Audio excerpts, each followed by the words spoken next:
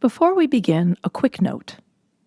After this episode, Poetry Between Friends will take an intermission while I prepare the rest of the season. For updates, to learn more about our guests, and to join the conversation, visit us on Substack. And now, episode 107.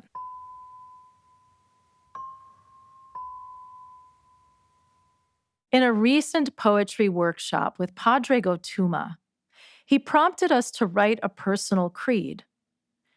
This is the poem that arose in me. Dying to be happy. I believe you lived dying to be happy and lost your mind trying. And in those 25 years of losing your mind, when you no longer knew our names and couldn't write your own or your beloved lyrics, I believe you knew happiness. And then you died.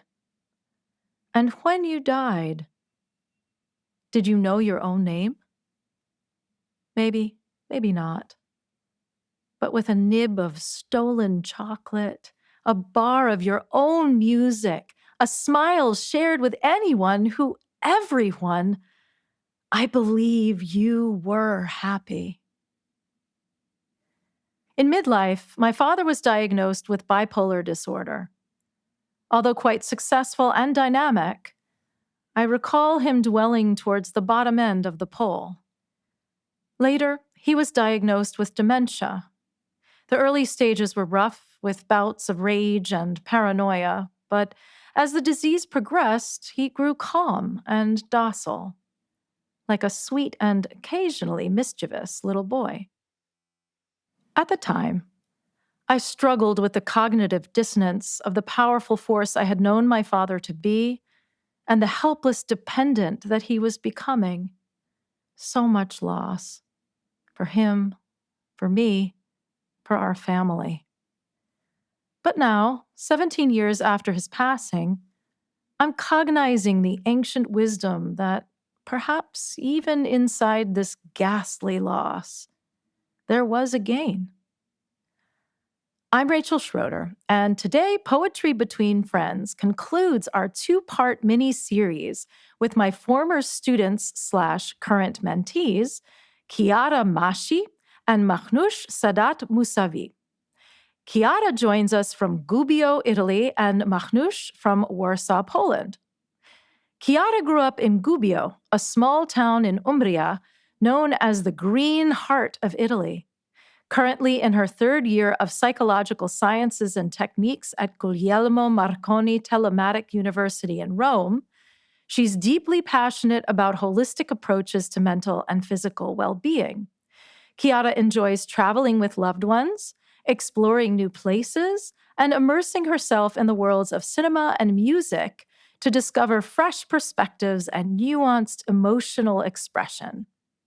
Mahnoush, an international Tai Chi champion, grew up in Tehran, Kerman, Iran, and in Delhi, India. She's pursuing a master's degree in international relations at the University of Warsaw and teaches history at Ananda Living Wisdom High School, English to kindergartners in Warsaw, and study skills for women with limited access to education at Women Online University. She has produced podcasts, illustrated books, and done game localization. In her career, Mahnoush looks forward to continuing global conversations about human rights and political theory through international relations, education, and media. I'm thrilled to welcome Chiara and Mahnoush to meditate on loss in their poems, ShirAli and Soul Gaze. First up, Chiara reading Mahnoush's poem. If you'd like to read along, the text is in the show notes.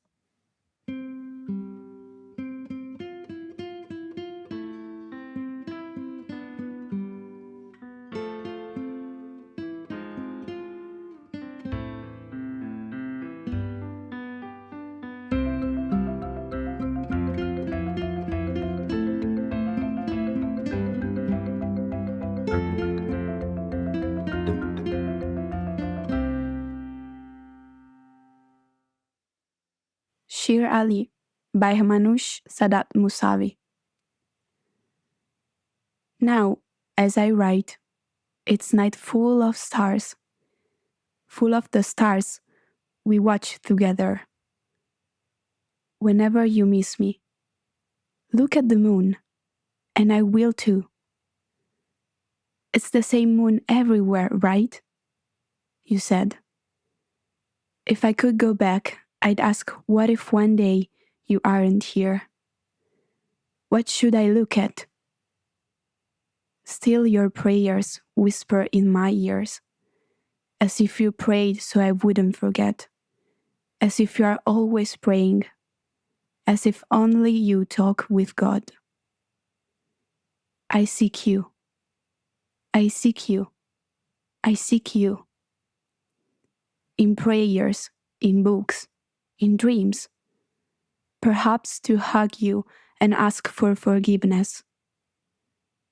I didn't know how this would go. In the whole world, you are the one I love most. Am I going crazy? Every night I feel alive at your house, as if my soul seeks you there, and every morning begins again without you, as if at night you watched me to feel safe, to be at peace, so I could go on living in the morning, as if every night I'm with you, although I know you aren't here anymore. And if death knocks on my door, I'll tell myself, go see, this is the sweetest accident. But you don't let me go, as if you promise, Mahnoush, I'll take you, but not yet. Sometimes you sit beside me, you look at me, you hug me, you cry with me, you stay, so I won't be alone. I am going crazy. Nobody knows about us, our moments, our us. And I don't want to keep writing, because this is only mine. Our us is separate now. I've gone crazy. I love you, my Ali, my ShirAli. What if one day you aren't here? What should I look at? Silence, you say. Look within you. Look at the silence. I will see you tonight and every night, as if our moon creates and creates and creates us. I love you, my eyes. I love you, my breath. I love you, my jigar. With you, I'm never crazy.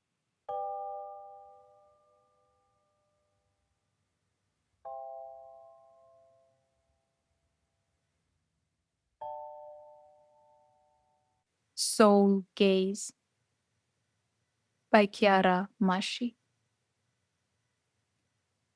Searching within myself, is there anything of value? Don't know, I reply. I can't see the light. Down there, in the depths, looking for the most famous light, light at the end of the tunnel. My eyes don't sense it. Maybe it changed color, or maybe my eyes are blurry by illusion and delusion. And suddenly, I see something. A little girl looking at the reflection, wondering, who is in the mirror? Not a stranger or an alien, but the outline of herself in the galaxy. A tear falls into the profound, and a quiet smile spreads across my face to honor all the grace. I remember her eyes, little windows of the soul shining with immensity. Now she whispers at the top of her lungs to give voice to the silence that does not console. Fly softly on the bright sky. That light will lead you to a bright future. Now I feel the strength awakening in me that won't go back to sleep.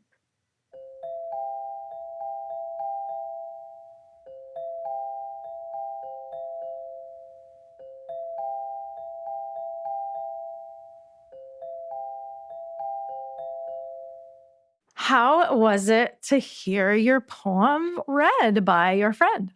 I think it was weird because when you write something, the interpretation is always different than the others one. But I don't know, it was good because it was a little bit different, but not that much. And also the whispering, when I read also the poem after, I'm not gonna whisper that. So I liked the interpretation. Honestly, I wanted to whisper one more time. Like I was whispering a couple times right now to see if you liked it. It was one of the hardest things to do. But for me, when you read it, I was like, your reading was so clear. And I had never heard someone reading my poem for me. And it was the first time I was hearing it. And you made every line sit with me for the first time. And it's a very different experience because it's something I hadn't felt until you read it. And it brought out a lot of feelings outside me. I think I liked it more when I heard it from you. Thank you so much. It was the same for me because, I've never read my poem out loud. So it was, yeah, weird, as I said, but also really good because then you hear it out loud from the outsiders and it's different. You'll find something that maybe you didn't notice before. Even if you write it, you can find different interpretations or crucial points that outline for you. Yeah, and one line I was so hesitant about while writing this poem, actually, dear Rachel encouraged me to put Persian love language inside the English version as well, because I was a bit hesitant because sometimes it doesn't make sense in English. The Persian love language is a bit, it makes sense in Persian. Translating it is a bit weird. But when you read it, the lines like my eyes, my breath, my jigar, it sounded so familiar. And I didn't know it will sound this good until I heard it. And I was like, wow. So she knew something when she told me that this is a good idea. So I'm amazed how that sat so well. I'm glad you brought that up, Mahnoush, because just in terms of mentoring you both and facilitating or almost helping you midwife these poems, something that I really wanted to be very careful about was to make sure that your cultural flavor was still coming through in the English. I didn't want to step in and have it sound like an American poem or an English speaker's poem. That was really important in terms of my intention. So I'm really happy to hear that it worked. I'm even more happy. Well, I know it worked by hearing that you heard it when Chiara read it. And how cool, too, because neither of you are native English speakers. So, in a way, it was even more of a proof of the translation by hearing an Italian speaker read the English and hearing still that Iranian love language come through. I'm very moved to hear that. So, I'm thrilled. Yay! And also, Mahnoush, you mentioned that more feelings were coming out as you were listening to Chiara read the poem that surprised you. And I wonder if you could share what the surprises were when you heard it. This poem is a very sensitive one for me and very different. The origin of it comes from my love towards my grandfather, whom I recently lost. And I think we were going through this healing process with the poem for about a year. I started writing it when he was still alive. So it was meant to be for him. But I lost him when we were still working on it. And the course of the poem completely changed. And even I think we stopped working at some point and then we started again because I just could never make peace with myself to come back to the poem or to basically any of the memories. And This poem is the first poem I actually wrote in Persian first. And afterwards, I translated it to English, which is something I had never done before because Persian is not the language I'm very professional in writing. So it was a very different experience. But what made sense was that the language I communicated with him was in Persian. So writing it in that language made more sense. And in the translation process, I wasn't sure if it will convey the same energy. And when Chiara read it, I was like, she is reading my story to myself and what I've not been able to express to others because I was so locked in my own shell. She was reading it to myself. And it was more like my heart was opening to receive that my soul was experiencing such things and I didn't pay attention to it. And it connected with Chiara's poem because she's talking about the soul gaze. And this soul is asking itself if there's anything of value, if she's looking for something, she's in search. And I think that is what I've been doing the whole year. So it's very much connected with me in that sense. It was also really interesting seeing the previous version of the poem. And I was curious about reading the new version when I heard from Rachel that you were revising it. And when I read the new one, I really saw the shift between the two poems, that it's basically the shift between your grandfather being alive and being dead. And so your emotions too were different towards him. And I thought about the relation between the two poems. And I remember first thinking about what is the relationship between these two poems, because they're talking about two different things. And I said to myself, I never met my grandparents, so how I would know how she feels about it. But then I said a little bit with that. And I, as you said before, I saw the connection because we are both searching for something. Mine is more talking about changes in myself that I felt from my old self and my new self, finding again myself. And I think it's what you're trying to do right now, but for another reason, but it's the same thing. And it's really moving because we are so far apart. We just met once physically, and yet we have so many things in common and going through the same path and the same pattern. It's an interior growth that maybe people outside us or people that don't know us a lot wouldn't notice, but for us, it's a huge changing. Yeah, it was really beautifully put by both of you. And you both brought up a couple things that I really want to unpack. Let's start with Chiara. I want to go back a little bit to when you mentioned hearing Mahnoush read your poem, that you heard different interpretations that you hadn't conceived of when you were writing it. Can you tell us what some of those were? When I read the poem, I feel more, not sad, but especially at the first part of the poem, there's this sense of lost and not finding yourself in a way. And the way she read it brought up another point of view, I guess, just from by the interpretation. It was more alive, the voice, and kind of positive.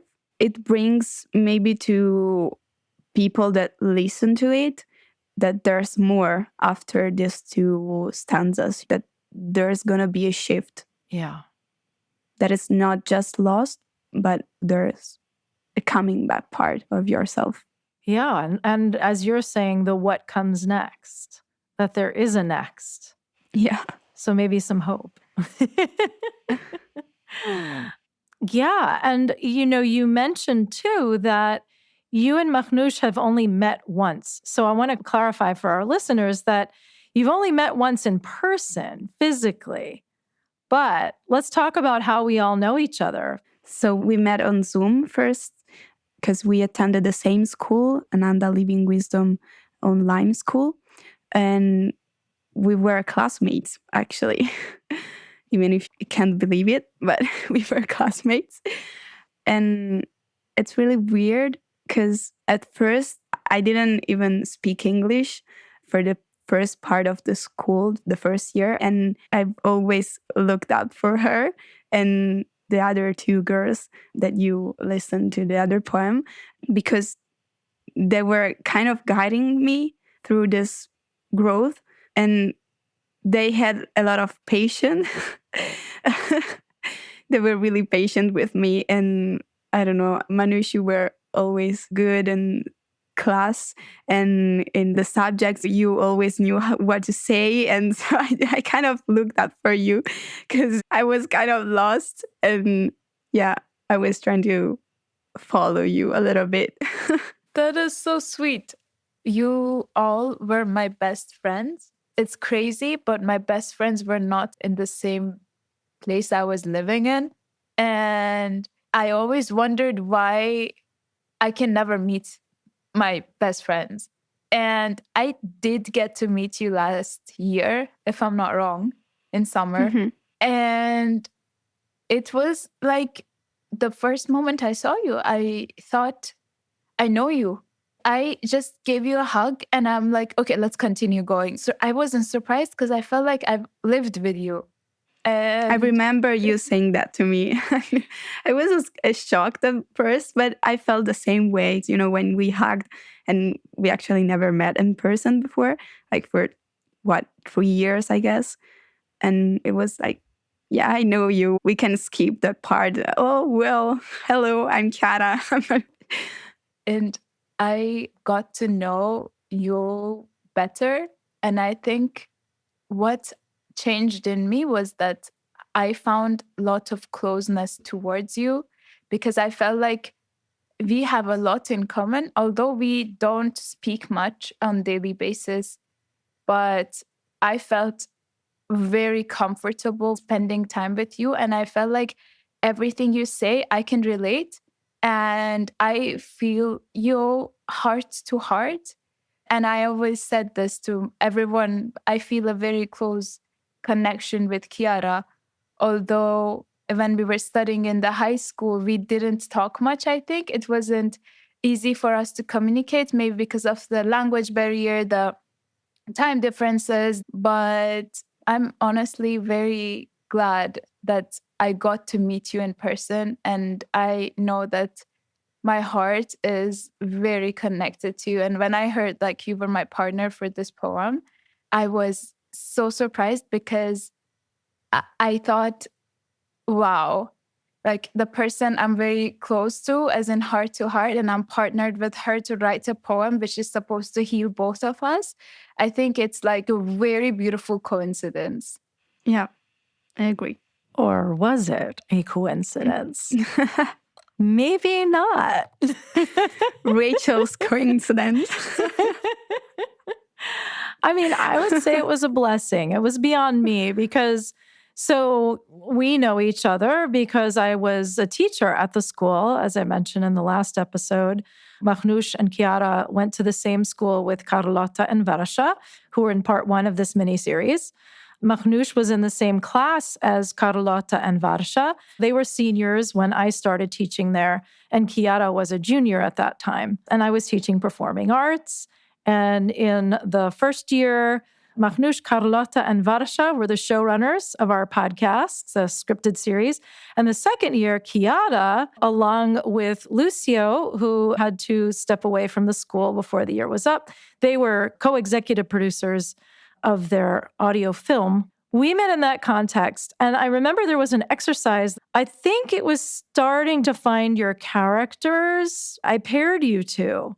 Or let's say you two wanted to be paired somehow. I don't know how it happened, but I definitely felt moved to pair you two. I could feel that there was a connection.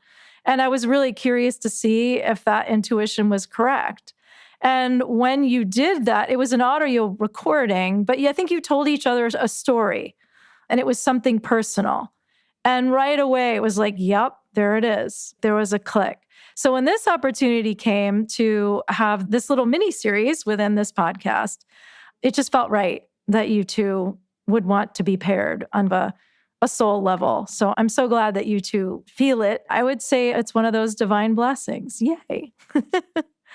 And because you mentioned the poems as tools or medicine or magic for growth, I'm really honored to be on this journey with you in writing the poems, but also in writing your lives. And that's really what it's about. And in our mentorship sessions, it's not that we're writing all the time, but in a sense, it's that I'm witnessing and supporting you in writing your own lives. Whereas in school, I mean, there was some of that because in the nature of the class that I was teaching you, I was also mentoring you as leaders. And now, in a way, it's just like that is continuing, that I'm getting to help mentor you, not in writing or producing a podcast, but in a sense, writing and producing your lives. It's a real gift. That's a real blessing to me to still be on this journey with both of you and with Varsha and Carlotta as well. And I'm grateful that you're also wanting to continue this relationship.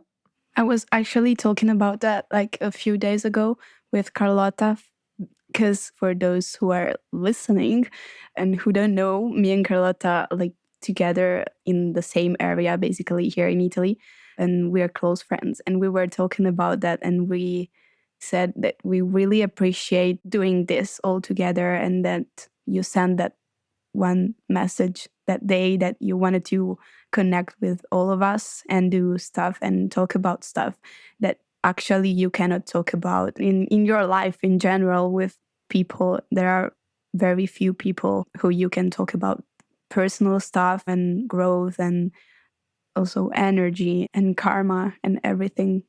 So really thank you. The way that you guys speak about when you first met in person, it's so moving to hear it. We hear about a lot of negative spin on online connection. And granted, I know we all agree that yes, it's important to get out in the world and meet people in real life physically, but there can be a really powerful connection forged online, especially if the intention is there, which through this school, it comes through in how we all connected and the depth with which we have connected and continue to connect. I've experienced many personal, deep connections and very hard situations or good things in my life with you all. And the people who were around me all this time in person, maybe I've never been able to express it to them. For example, on the day of my grandfather's funeral, I didn't know what to do because I was like in Poland alone in my room. And this whole thing was going on in Iran, and I did not have anything to hold on to. And the people I was contacting and I was on a video call with were my teachers from Living Wisdom High School. It was you, dear Rachel. It was my friends from that period from my high school. We finished high school like 4 years ago, I think. After 4 years, still having that connection, and I still go back to those people who are very close to my heart, even like far in distance, but close to my heart, to experience when I'm experiencing such heavy emotions.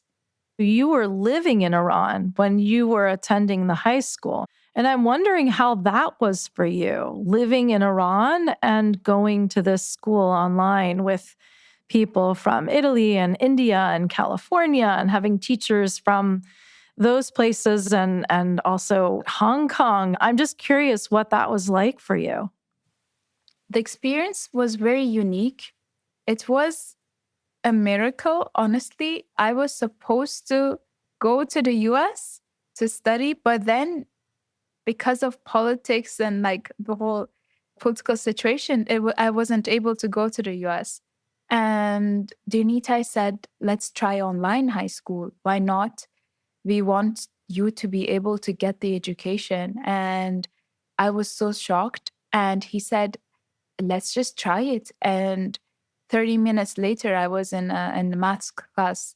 And the first year, it was more like having classes at night till 3 a.m. But then when we got to have more students, the time when I had classes were relatively better. But having all these people from all around the world and yet connecting so well and learning how to connect with each person individually, although we have many different cultures and different backgrounds and different stories, it's just teaching us how to interact with people later on in our lives. So now I think we all, when we come out of this high school, when we all graduated, we know ourselves as international people. If they ask me, where are you from? I cannot give one answer because it's too complicated for me to explain. Although not many people would truly believe me or understand me, but I felt like in Iran, I was isolated in my room, in my house, in my own world. But I had this bigger world which I was connected to, which no one could see. And after some years passed by and I got to meet those people, eventually, some of them, I feel like all those hard works, all those moments of being alone and feeling isolated and feeling like, when is this gonna bloom? All those moments just turned into reality. And I think that's one of the experiences when I can never explain how beautiful this is. For a person like me who was really shy, and here in Gubbio where I live, I've never had that much friends. And this kind of experience is really unique. I guess in the whole Italy, and I think in most part of the world, there's not an experience like that. I was attending in school here in Gubbio, and when I stopped going there, people were asking me, what school are you attending? And also there was COVID, and so I could hide a little bit that thing, and I was trying to explain that to people, but they were not really getting it. And I was just responding with, yeah, I'm doing an online school that I found somewhere.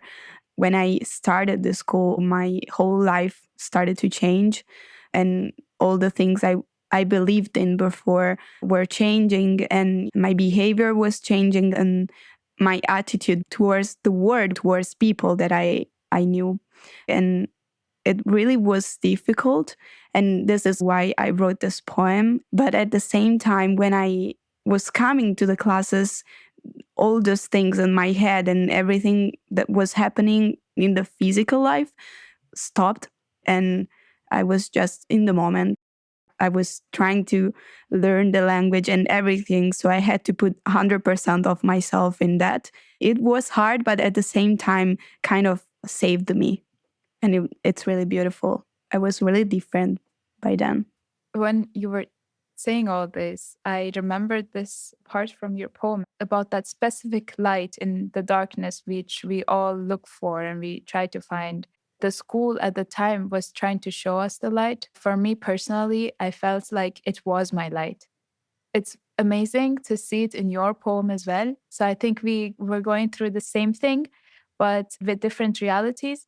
In your poem, you were expressing like the light in every dark stage of our life leads to awakening. And you also were mentioning little windows of the soul shining with immensity. That line, I don't know if you remember my last project for the high school when I was graduating. I was talking about how eyes are windows to our soul. And I was taking picture of different eyes and I put them in one project and I showed it on the day we graduated. And it just remind I don't know if it's a coincidence again, but it's all the dots being connected together. And that project, I think the eye really emphasized on was my grandfather's eye, which I had taken picture of. And it's very precious to see how our souls are well connected. First of all, I just want to thank you both for how deeply you're sharing. And I'm loving hearing more about your journeys because we've known each other about 4 years and we've done a lot together. But I haven't heard a lot of what you're saying today. And I'm just loving learning more about you and about your experience from the school. And I wanted to say, from a teacher's perspective, I came in as COVID was hitting. And it was a godsend for me too, because in serving the school and serving as your teacher, I was focused on that, on how to support you and growth and creativity. And I was able to forget about, not totally, obviously, but my focus and energy was on the school and on supporting you guys and on this beautiful experiment of this international online school. So I too am really grateful for what it provided. That all came through you, Mahnoush. And how gorgeous is that you got to be that instrument, that channel? I honestly feel like great souls and angels are in my life. And I'm very thankful for having all of these beautiful souls in my life who lead me to where I am. And where I am right now in my life is because of all the opportunity I got from Living Wisdom High School, from the guidance I received. And I don't know what I would be doing in life if it wasn't for the school. And also connecting it with my grandfather again, like going back to the poem, the school gave me the opportunity because it was online. I didn't have to be in one city or in one place. I lived a couple months in my grandfather's house when I was studying. And I think those months, not every person gets that opportunity, because I also mentioned he was like praying a lot. He was so devoted to God. In every moment he would see me studying, he would send blessing to all of you and all the staff members and all the members of the school for making this opportunity happen for me. And he was praying for the school to get bigger, to have more students, because it's something he wanted to do. He wanted to study, but he could never. And spending my 11th grade graduation day next to him, I remember how proud he was. So I think also the school gave me that experience of spending time with him. So now, even though I know I feel bad about not spending enough time with him, now that I remember all these moments while we're talking about it, I feel peace at my heart that yes, God gave me the opportunity and I didn't know it was planned beforehand. I'm so glad that you're sharing more about your grandpa and your relationship with him. Now, you say he wanted to study and didn't have the opportunity. What was his dream? What did he want to study? He wanted to learn English, to be able to talk with people from all around the world. I don't necessarily know what his ambition was, because he was born in it was a very complicated situation back then in Iran. Living conditions were different and people were choosing different professions. He had a very hard childhood. He couldn't go to school, as far as I know. And he wanted to learn English, but he couldn't. And whenever he saw me speak English, I saw his soul. It was shining. His eyes were shining. And the word he used to use a lot was gentleman. You look like a gentleman today. And, he tried to learn some words, but I mean, he was 90 years old. He tried his best, but he was very devoted to God. I would say like 23 hours out of the whole day, he was just praying. I've never met anyone in my life who's that close to God. It's beautiful to hear more about him and more about the origins of the poem and the blessing that you had in having someone in your life that was so close to divinity, so devoted. It's really beautiful to have that relationship and that experience. Chiara, I'd love to hear more about the origin story of your poem. Last year, when you asked us to write a poem, I was a little bit unsure because I usually don't write poems.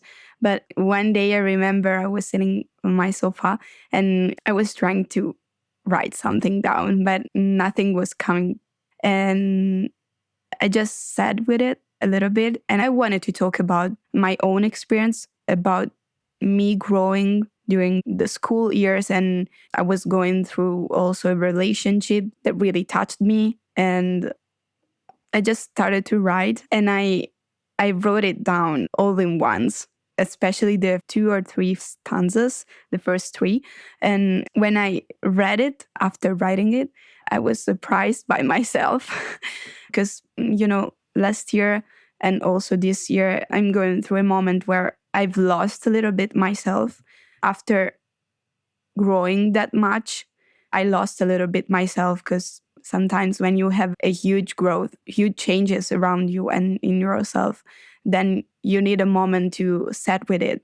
And I just sat too much in it. I was too comfortable. I didn't know how to change it, but just writing that poem, I was understanding something, that there was something going on with me. All this growing pattern that I've gone through, I felt like I need to go back to that to find again myself. And I'm still working on it, actually, because it's really painful, because I remember the pain that I felt when I was growing, because there's a good part of growing, but also a bad part, because in order to grow, you also need to suffer a little bit, to feel sad and to feel a little bit of pain. And I am still a little scared about the pain inside me and not wanting to feel it again. But also right now that I'm thinking about that, I'm really shocked, because something that you write a year ahead, it's something that teach you also what to do in the future. When I was writing the poem, I was thinking about me in the past when I was little, that I had all this energy and all this light on me. And then when you go through adolescence, something changes. Before starting the school, I was a little bit like I am right now, not the same, but this feeling of not knowing where you're going, and this loss, this lack of energy and light. And the girl finding again this light at the end of the tunnel, it's like hoping for something that is coming, that is gonna let you grow even more. Both of these poems are dealing with loss. One, loss of innocence or childhood, maybe intuition, maybe hope. And the other is talking about loss of love, of a deeply loved one, and a deep connection to the divine, and perhaps your yearning for communion. And Mahnoush, although you lost your grandfather in the body, you found him in the spirit and realized that you never lost him and you won't ever lose him. And I mean, at the end, it's so beautiful after hearing the repetition of, am I going crazy? I'm going crazy, to then with you, I'm never crazy. And that with you, that you now know that he'll always be with you and part of you. You're inseparable. So for me, I'm hearing integration from both of you. I took a lot of time healing. I think it's not even enough at this point, but I think I made peace with myself to some extent. In the beginning, it was very harsh emotions towards myself. So there was a lot of hate and a lot of isolation, even with him, because I didn't want to connect with him. I was blaming him for passing away. This blame just was with me, and I wasn't having that friendship with him anymore. And I think a lot of our revisions, or when I was supposed to write the poem, I was procrastinating. Not because I didn't have the time or I didn't want to. It was mainly because I did not want to connect with him, or I did not want to connect with the feeling inside me. And it took a lot of time to forgive him, although he didn't do anything wrong. It was basically forgiving myself for all the blame I'm putting on myself. At this point, I feel like since the day I actually finished writing the poem, I mean, today, basically, now that we're recording it, that chapter is coming to an end. which is strange. I dream less about him after I wrote the poem. Maybe because I came to the peace with myself, because I was saying, like in the poem, I dreamt every single night about him. Every single morning was like, I just didn't want to continue, you know? This experience just was hurtful. I would not say I enjoyed research just because of my experience, but the fact that you helped me heal, it's a blessing that you started this project at the right time, because if I wouldn't be able to express it in poem, I do not know how else I would express it. In Chiara's poem, it says, "Now I feel the strength awakening in me that won't go back to sleep." When I read this, I was like connecting it with my poem that said, I want to go to sleep to experience being with you again and again and again, and to create our memories. I feel there's this contradiction between the both, but it's yet connected at the same time. The strength awakened in me to go back to sleep to dream about him again, but because at some point I was not sleeping just not to see him. That's how I also connected. Yeah, it's a really powerful connection of the strength that's awakening Chiara and won't go back to sleep, and yet your fear of going to sleep because it was so painful to see him. And yet, by the end of the poem, you seem to regain that strength in learning creatively how to integrate him into your life or into your soul. ShirAli, tell us what that means. It means lion in Persian. And it's his name. He hated it. It's his real name. He basically changed his name on documents to Ali. But since I was very close to him, I was like so close to him that I would joke around and call him his real name, and he would start laughing or he would get irritated. And it was fun for me. I was the person who could call him that. And I was the only one who could call him that. So it's like very personal between me and him.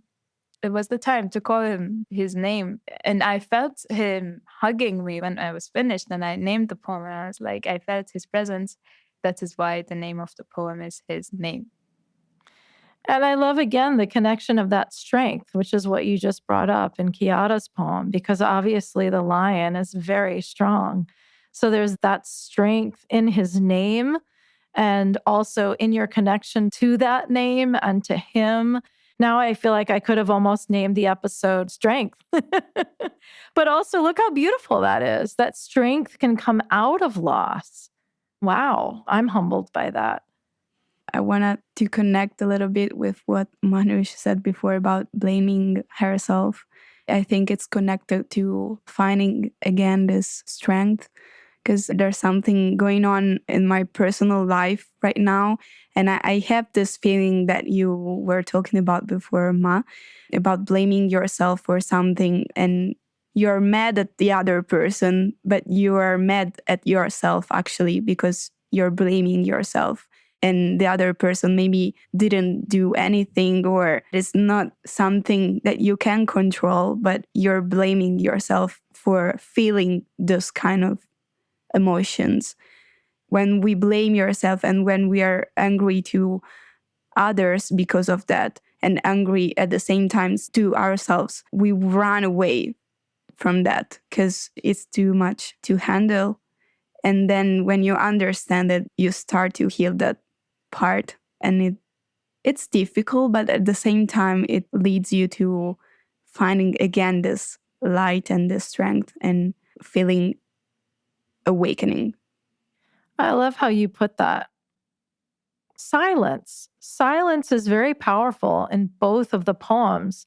In ShirAli, in silence, you find truth, meaning, purpose. ShirAli, your grandpa, is telling you to look at the silence when you ask, what do I look at without you?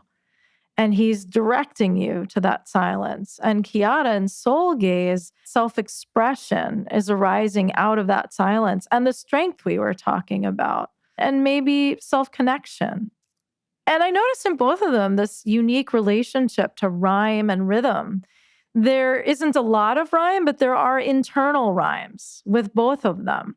There is a very clear rhythm and musicality to both of the poems that are unique to each of them. With ShirAli, you've got the repetition, seeking and seeking and seeking. And at the end, creates and creates and creates us. And also this repetition of, I'm going crazy. Am I going crazy? I am going crazy. And with you, I'm never crazy. It's almost like you're conjuring or could conjure your grandpa in the repetition. It almost feels like a spell. The moon as a third character in the poem. The poet, Mahnoush, and also the grandfather, ShirAli, have their individual relationship to the moon, but together they have this relationship to the moon. It really kind of cements that feeling of cosmicness or divine quality to it being larger than both of you, but also feeling your smallness, but your bigness too in that connection to the moon, the expansiveness. In Soul Gaze, it's such deep subject matter and it's handled really lightly, very playfully, as if almost your inner child, Chiara, wrote the poem. And I just really appreciated that. As you said before, the connection between the symbolism, sky, light, and the moon, it's strange, but at the same time, it's really beautiful that those symbols are connecting the two poems. And especially in Mahnoush's poem, there's the moon that is really present, and the moon is basically light. And the reflection that I wrote in my poem, when you look at the moon, especially when you're at the sea, you see the moon reflecting on the water. It's a reflection like the younger me was reflecting to the mirror. I think it's special that it's particular. Yeah. I wanted to thank you for bringing out this version of the poem from inside of my heart. I don't know how to explain it, but the poems I was writing in the beginning, I would only know what I'm doing, and the listener would be just listening to random words connected to each other, which would rhyme, and it was beautiful, but there was no depth to it. There was no meaning. I am thankful to you for encouraging me to pour my heart into this poem. And even though there was no intention for rhyming, hearing it is so peaceful. It looks like everything was planned, and the rhythm, it's just amazing. I'm actually very thankful to you for bringing this side of me into this poem. The experience was beautiful, dear Rachel. I feel like you're the reason I'm experiencing this healing process, specifically even now, because I've been crying since the moment we started recording. I don't know if it's obvious, but it's just such a healing process. And it's all because of you. And I'm sending you a virtual hug. Well, first of all, hug received and shared and given in return. I'm just so happy to support you in this way and to get to be a channel for healing. It's very meaningful to me too, and I can't tell you how moving it is to hear that the intention is manifesting. I'm really, really happy, Mahnoush, to hear that. And also, Chiara, to hear about your journey with it, to hear you really deeply engaging with each other's poems and your own and with this whole process. Just to witness the growth is really humbling in a very beautiful way. I'd love to talk about translation because you wrote these poems in your mother tongues as well as in English. And I wonder if you could tell us which language you wrote it in first, and then how the experience was of translation for you. I wrote in Italian first, it's my mother tongue, and I usually write things first in Italian, and then I translate in English. The translation part wasn't really that difficult, but then I remember thinking about this translation thing being something that could lose the meaning of the poem. There are some words that maybe when you translate that could be good, but then when you look at it and when you hear it, the meaning is different. The meaning that I was putting in the poem when I wrote that in Italian.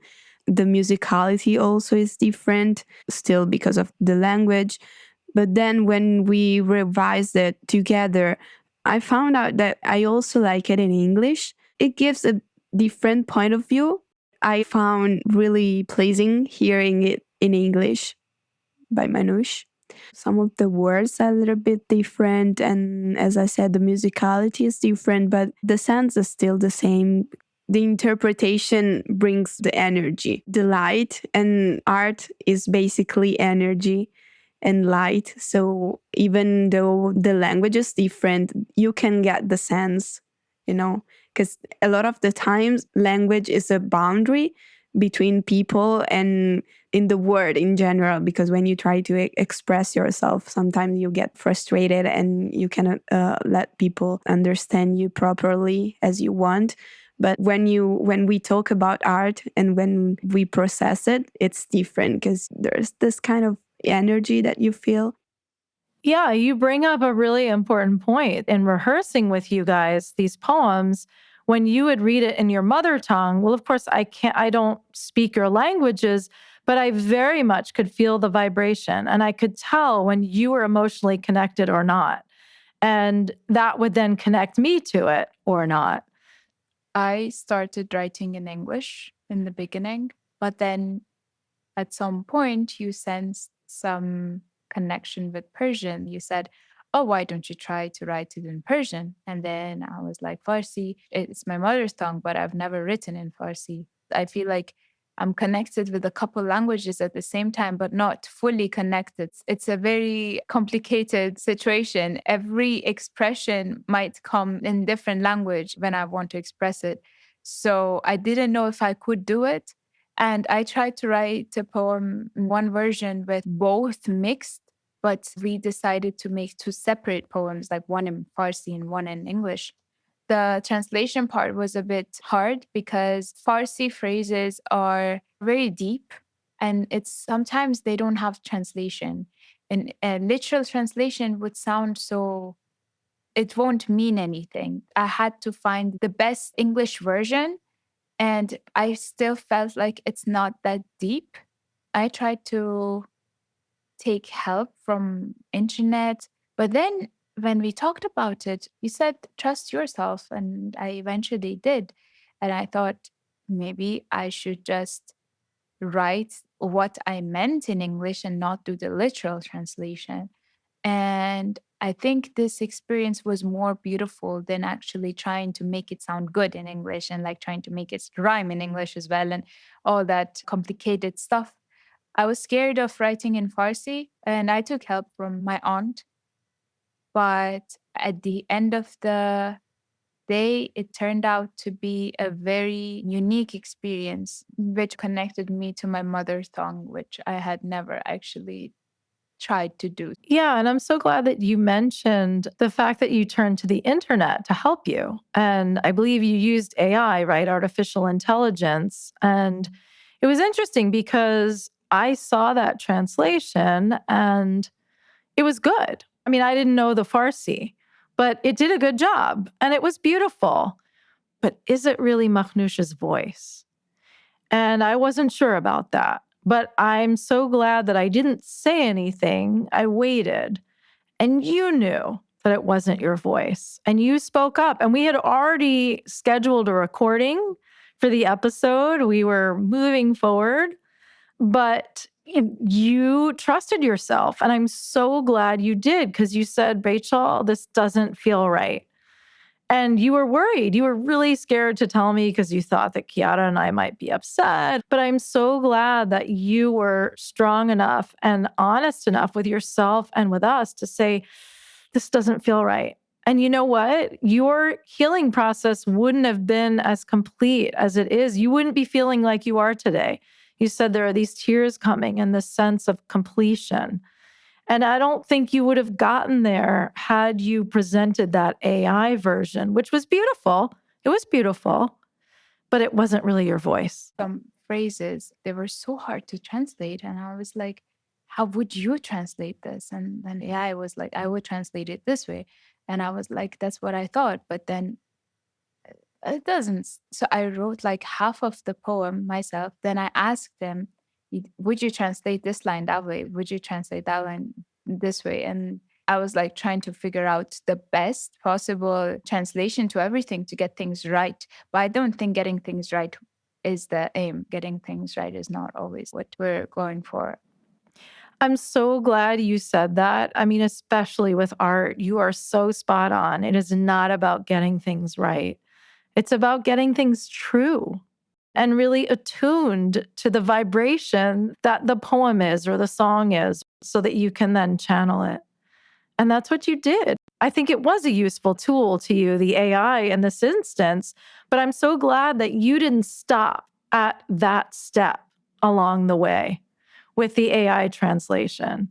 I don't know if you would have gotten all the way to where you are now had you not used that as a stepping stone along the way. I don't know, maybe, maybe not. And I'm just trying to say, because AI is such a big conversation now in terms of creativity and art making, that I think, yes, it can be a tool, but it's not the end in itself. And it can't replace voice. It can't replace that vibration. It can't attune to a vibration. It can't.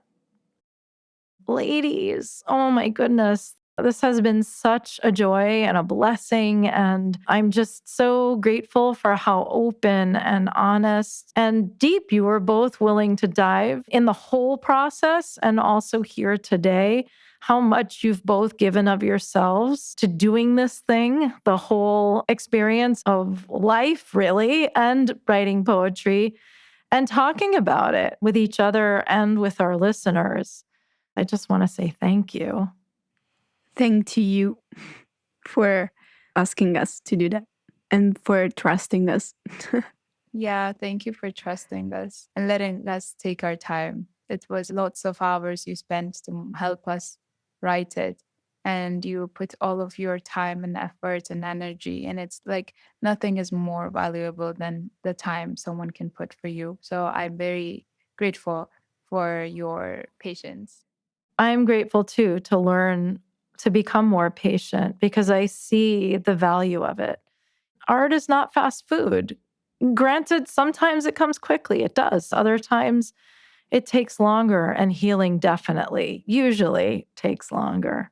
So thank you. You guys are my teachers too. Thank you for teaching me patience. And thank you for trusting me to guide you on this journey. I know it wasn't easy. I asked a lot of you, I challenged you, but I know both of you could take it and run with it, which you both did. So I'm very moved and grateful. And on that note, ladies, shall you read your own poems in your mother tongues?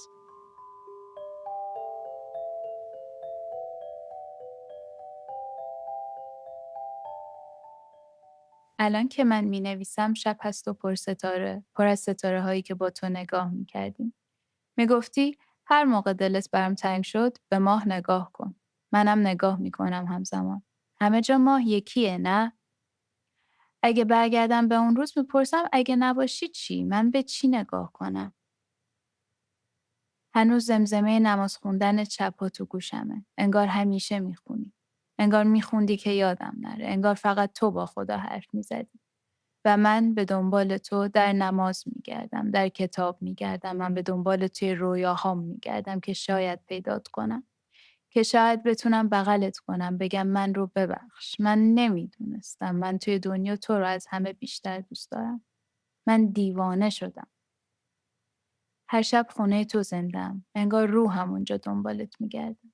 و شاید پیش تو و نمیدونم. و صبحها بدون تو شروع میشه. انگار شب میخواستی امن باشم، آروم باشم تا صبح به زندگی ادامه بدم. انگار هر شب پیشتم. در حالی که میدونم نیستی. و الان مرگ اگر در قلبم رو بزنه به خودم میگم جواب بده. برو ببینش که شیرین ترین اتفاقه. ولی خودت نمیذاری. انگار خودت قول دادی که ماهنوش میبرمت ولی الان نه. بعضی اوقات میشینی کنارم، نگاه میکنی، بغلم میکنی. با من گریه میکنی، میشینی که تنها نباشم. من دیوانه شدم.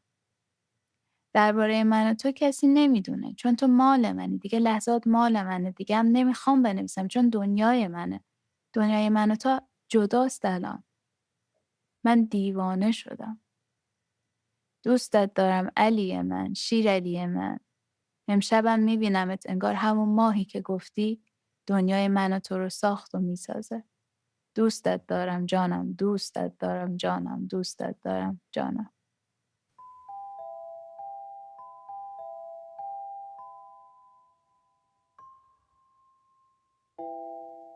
Sguardo dell'anima. Vado ricercando in me. Qualcosa c'è di pregiato? Non lo so, rispondo. Non vedo la luce, laggiù in fondo. Vado ricercando la luce più menzionata. Luce in fondo al tunnel. Gli occhi non la sentono. Forse cambia colore, è questa la ragione? O forse sono gli occhi, annebbiati dall'illusione e delusione. Ed un tratto qualcosa la vedo, una bambina guarda il riflesso. Si chiede chi sia quella allo specchio. Non un estraneo, un volto neutrale, ma la sagoma di sé nel mondo stellare. Una lacrima scende giù, giù nel profondo. Ed un sorriso quiete si spalma sul volto, ad onorare tutto l'orgoglio. Rimembro quegli occhi, finestra dell'anima che brilla d'immenso. Ora lei parla a squarciagola, per dare voce al silenzio che non consola. Vola soave sul cielo sgargiante, che luce darà ad un futuro brillante. Ora in me la forza la sento, non tornerà a stare nel letto. Poetry Between Friends is produced by Rachel Schroeder. Music composed, produced, and performed by Andrew Vevers. Sound engineering by Revision Sound. Cover art by Matthew Warren Lane. This episode was recorded in New York City on unceded Lenape land, in Gubbio, Italy, and in Warsaw, Poland. It was engineered, edited, and mixed in Louisville, Texas on Humanos and Kickapoo land. To learn more about Chiara Masci, find her on Instagram at Chiara Masci with 3 I's. To learn more about Mahnoushsadat Moossavi, find her on Instagram at Mahnoushsadat Moossavi or visit Mahnoushmoossavi.ir. If you like what you heard, subscribe and share on Spotify, Apple Podcasts, and anywhere you listen. Visit us on Facebook and on Instagram at poetry_between_friends. Find the poems, read along, and join the conversation at poetrybetweenfriends.substack.com. And if you feel inspired, leave us a voice memo on our Spotify page. We'd love to hear from you.